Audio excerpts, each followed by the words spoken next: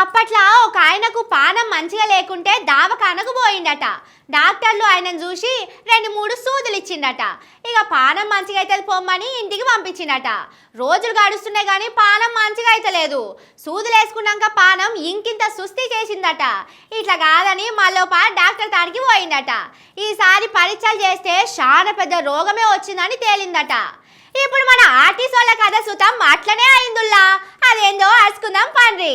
ఉన్న నాలుకకు మందేస్తే కొండ నాలుకే ఊసిపోడే కాదు, పానం పోయే పని అవుతున్నది ఆర్టీసీకి.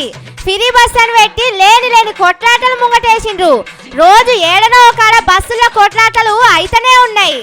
ఆడోళ్ళు జుట్టు పట్టి కొట్టుకుంటున్నారు, మొగోళ్ళు గల్లాలు పట్టి తన్నుకుంటున్నారు. చిన్న పంచాదులు అయితే లేవు పోండి బస్సుల్లా. ఈ దెబ్బతోటి బస్సుల తలికానే మారిపోతున్నది. ఇక చూడుండ్రి ఇక్కడ ఏం రాస్తున్నదో. డ్యూటీలున్న డ్రైవర్లను కండక్టర్లను కొట్టొద్దు, కొడితే 2 ఏళ్లు జైలు తోలుతాం, జుర్మానా సుతం వసూలు చేస్తామని బోర్డు పెట్టిండ్రు. ఇది ఏడనో కాదు, ఆర్టీసీ బస్సులనే ఉన్నది. ఇట్లా అన్ని బస్సుల్లో బోర్డులు పెట్టిండ్రు. ఫ్రీ బస్సు కథతోని ఏడికి పోయినా తన్నులాటలే అవుతున్నాయి. సీట్ల కోసం కొట్లాడుకొని డ్రైవర్లను కండక్టర్లను కొడుతున్నారు. ఆడోళ్ళుంటే బస్సు ఆపుతలేరని వాళ్ళ ఇంటోళ్ళొచ్చి సుతం డ్రైవర్లను కండక్టర్లనే కొడుతున్నారు. ఊకే ఇట్లనే అయ్యే వరకు ఇగో ఇట్లా బోర్డులు తగిలిచ్చిండ్రు. పల్లె వెలుగు ఎక్స్ప్రెస్ బస్సులనే కాదు అన్ని బస్సులో ఇవే బోర్డులు కనిపిస్తున్నాయి.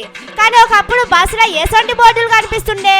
ముసలోళ్లకు ఆడోళ్లకు చెయ్యి కాళ్ళు మంచిగా లేనోళ్లకు సీట్లు ఇయ్యాలని రాసి పెడుతుండేది. కానీ ఫ్రీ బస్సు దెబ్బకు ఇగో ఇట్లా బోర్డులు పెట్టిండ్రు. ఇక రేపు బస్ ఎక్కి సీటు అడిగితే కేసులు పెడతాం, టికెట్ కు చిల్లర ఇవ్వకుంటే కేసులు పెడతాం, బ్యాగులు ఎక్కువ పట్టుకొచ్చుకుంటే కేసులు పెడతామని సుతం బోర్డులు తలిగిస్తారు కావచ్చునని బస్సులో పోయేటోళ్ళు జోకులు వేసుకుంటున్నారు. మార్పు సర్కారు వచ్చినాక గాలమేసి మరీ కేసులు పెడుతున్నారు. అదే అలవాటు కొద్దీ బస్సుల సుతం ఈ బోర్డులు పెట్టిందని ఇంకొందరు అంటున్నారు.